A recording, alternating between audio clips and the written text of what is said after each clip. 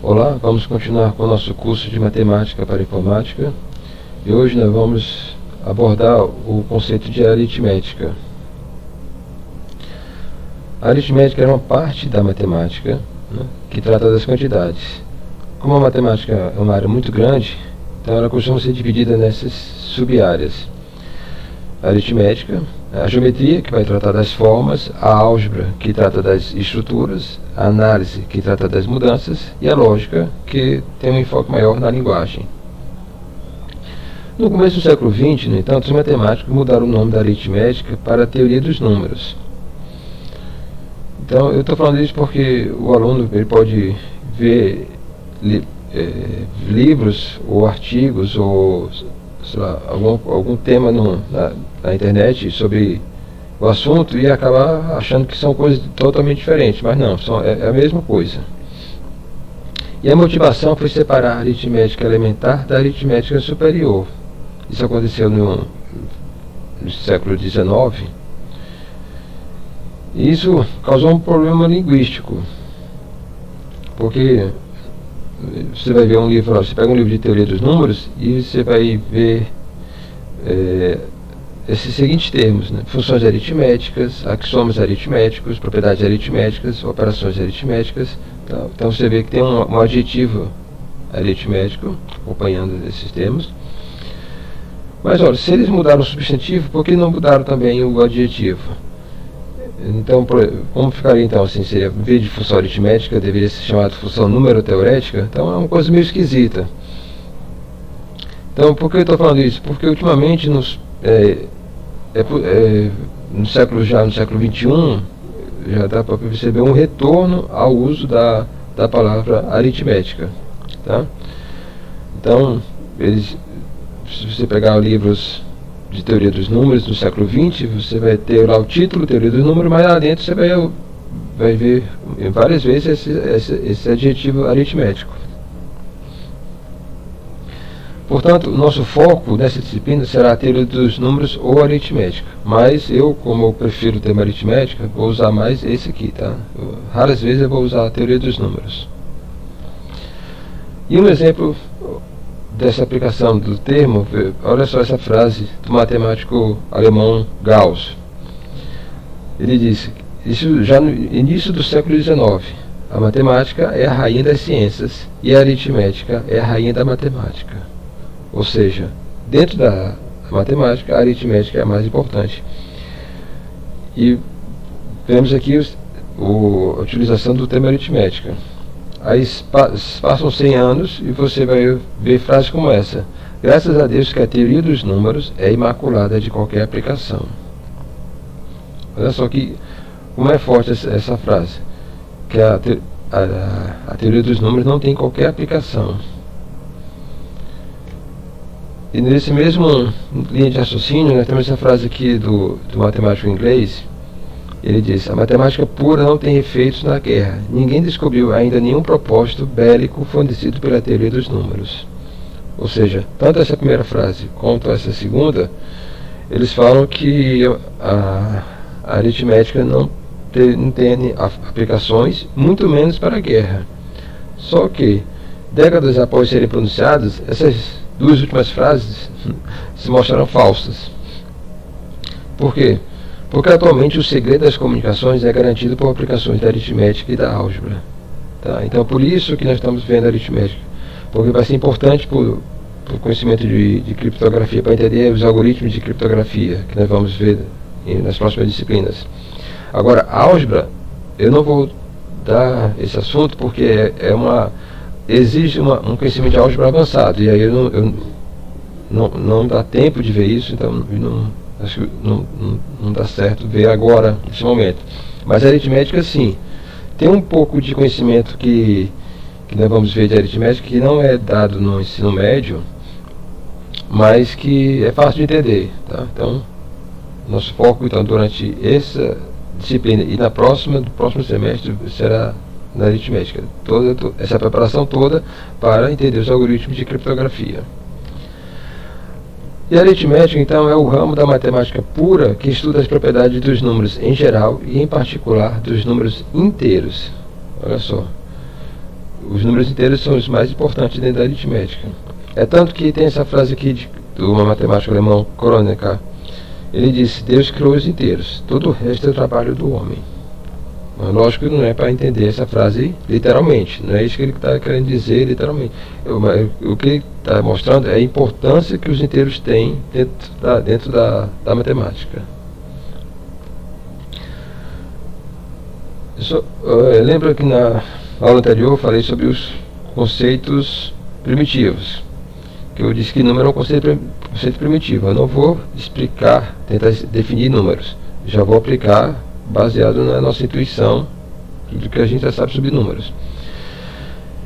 E os números eles podem ser divididos em vários conjuntos. O mais simples deles é o conjunto dos naturais, representado por essa letra N. Lembra que nós vimos na aula anterior, essa fonte aqui é chamada de blackboard, bold, ou seja, o negrito de quadro negro. Então temos aqui um novo símbolo para a gente guardar e memorizar. Só que os naturais, eles são subconjuntos dos inteiros. Agora nós temos um novo símbolo, o Z, nesse estilo aqui. E os inteiros são subconjunto dos racionais. E aí agora o novo símbolo, o Q. E os próprios racionais são subconjunto dos reais. Geralmente, as escolas elas param por aqui, tá?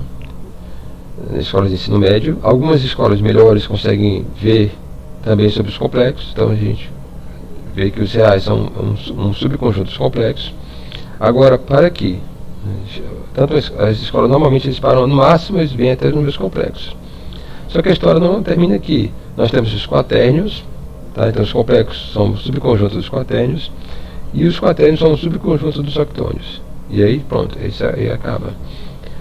Bom, eu não vou falar nada de complexos, quaternios e octônios, tá? A gente já vê aqui no máximo até os reais. Isso aqui é só para a cultura geral de vocês, né? Então um aluno mais interessado pode ir lá pesquisar na internet e conhecer a história de como foram criados esses números, é muito interessante, tá? Mas no nosso curso não vamos ver. Vamos começar pelos naturais. Os naturais, bom, existe uma polêmica dentro da matemática para saber se o zero faz parte ou não dos naturais. Eu já estive aqui defendendo há algum tempo que os naturais eram esses números, mas hoje eu estou concordando com essa definição, que os naturais possuem um zero. Tá? O zero é um elemento dos naturais. E os inteiros? Os inteiros, na verdade, então, são os naturais mais os negativos. E preste atenção nisso. O zero não é nem positivo nem negativo. Okay? Não cometa esse erro de classificar como um ou como outro. Não é nenhum dos dois. E a letra Z, ela vem da palavra alemã Zahl, que quer dizer número. Ok? Então, para aumentar a cultura geral de vocês. Agora vamos ver subconjuntos especiais. Conjunto dos inteiros não nulos. Então esse asterisco aqui na frente do símbolo do conjunto significa que o zero está fora. Tá? Guardem essa informação. Toda vez que você vir um asterisco na frente do conjunto, significa que o zero está fora. Então o Z asterisco significa que o zero saiu. Então estão só aqui os positivos e os negativos. O conjunto dos inteiros não negativos, então, representado por Z+, significa que os negativos estão fora, então entre o zero e entre os positivos. Já o conjunto dos inteiros não positivos, né, onde os positivos estão fora, é representado por Z-, ou seja, entre o zero e entre os negativos. O conjunto dos inteiros positivos, aí sim, só entra positivo, então o zero está fora, então indicado aqui para o asterisco. Então Z mais asterisco é 1, 2 e 3, e por aí vai, só os positivos. Já o conjunto dos inteiros negativos é o Z menos asterisco. E só para voltando aqui, você vê que você pode ver aqui que o Z+, na verdade, é uma outra forma de representar o conjunto dos números naturais, tá bom? É um outro símbolo. Vamos continuar. E aí sim, vamos utilizar o nosso vocabulário que nós aprendemos lá na aula de conjuntos que nós podemos fazer uma partição dos inteiros. Lembra do que a gente viu lá? Então, os inteiros podem ser particionados em 3 subconjuntos.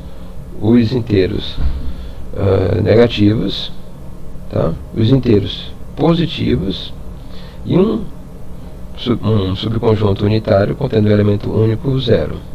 Então, essa daqui, na verdade, é uma partição. E nessa primeira parte do curso, vamos considerar como conjunto universo, mais uma vez utilizando aqui um conceito que nós vimos na aula anterior.